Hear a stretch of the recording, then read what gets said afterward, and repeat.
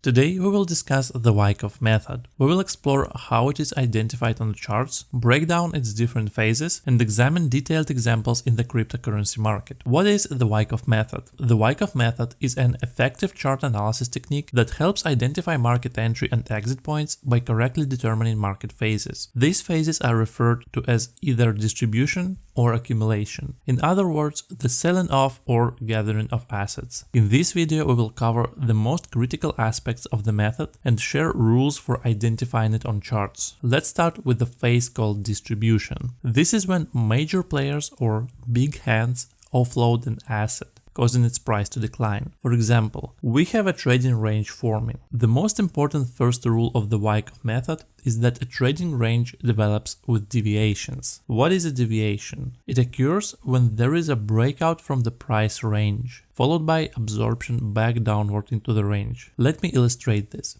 During distribution, we see an upward move, followed by a delayed consolidation, trading range. We then observe a sequence, preliminary buying or selling, or preliminary hold, followed by buying or selling climax, then automatic rally or decline, secondary test, and spring, false breakout. After this, a deviation occurs. Price returns to the trading range, another deviation forms, a new high is breached, a test follows, and eventually the price declines further. Buying or selling climax marks the peak of aggressive trading activity. Automatic rally or automatic decline is a reaction after the climax. Secondary test validates the new price level. This sequence illustrates how the market transitions to a new trend. After the spring, liquidity is collected within the price range. Following this, a breakout occurs, which is then absorbed, and the price returns to the trading range. At this stage, the first upward deviation forms,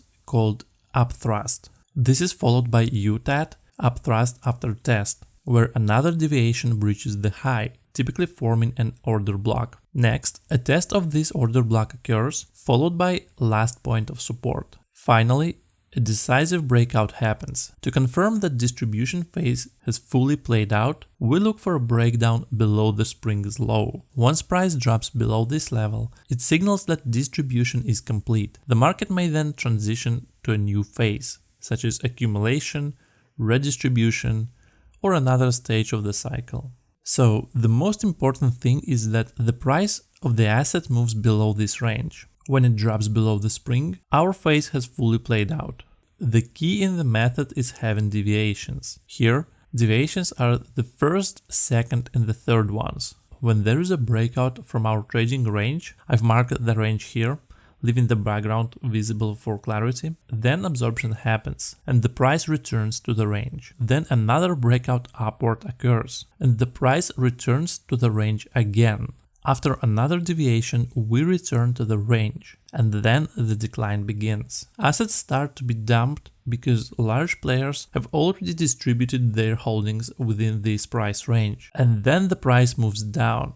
Besides distribution, there is also the accumulation phase. This is when large players buy the asset at the bottom. For example, when the asset's price is being dumped and forms a bottom, large players accumulate the assets in this range. Let's break this down too. The asset falls to a bottom, dropping lower and lower. Then, a buyback happens, a liquidity grab, followed by a decline. Then the first deviation occurs, and we move further down, leading to another breakout. Let's break this down. First, let's outline the boundaries of the trading range. The first element is preliminary hold. Next comes selling climax, followed by automatic rally, secondary test, and then spring. This spring acts as a breakout to gather accumulated liquidity. For example, an order block forms within this range. We then test this order block, similar to how it's done in distribution, followed by a last point of support, and eventually sign of strength, which marks a full breakout into the next phase. Accumulation is confirmed when the asset's price breaks above the range, retests the high, and continues rising. Deviations, breakouts followed by returns to the range are key in Wyckoff's method. Let's analyze this on Bitcoin chart. Here, a trading range formed. Critical to verify are the volume profiles. Central volume aligned with the midpoint of the range. Next, we check deviations. The first deviation labeled upthrust, the second spring, followed by U-tat, upthrust after test, and additional tests. Note that liquidity grabs can occur post-UT.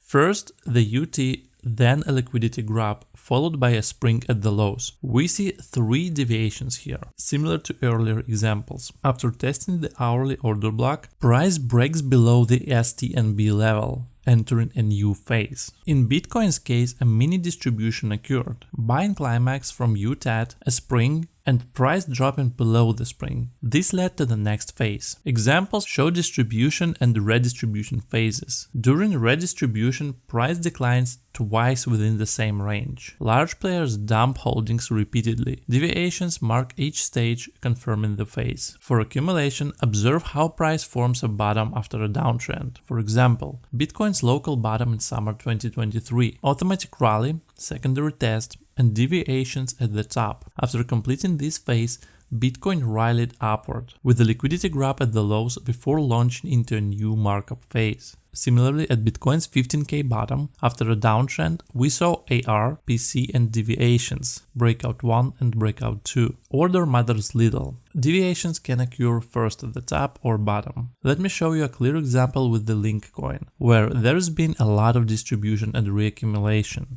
Here is the first distribution phase. We see a BC UTAT test, a breakout below the spring, the phase completes, and the price moves into the next phase. After that, the same pattern repeats. Another BC UTAT test, a breakout below the spring, and the next phase begins. The most interesting moment for Link was in September 2023, when it entered a reaccumulation phase. This was very strong accumulation lasting over 600 days. During this time, the lows gradually decreased. This is called reaccumulation, with breakouts and accumulation but no sharp deviations. The highs didn't spike significantly, but it was clear that the lows were slowly declining. This is how reaccumulation works during the downtrend. Similarly, in distribution phases, the highs rise, which is also a key factor. Here you can see the volume is concentrated in the middle of the range. Yes, that's right. The 3 most important factors in Wyckoff's method are volume, highs and lows, and deviations. Also, I want to tell you, don't forget to subscribe to my Telegram channel, and since you made it to the end of the video, I have a bonus for you. My personal trading strategies that I've used for years with a proven edge. I am sure you have never heard of this, so I recommend trying them at least on a demo account. Follow the link in the description to learn more.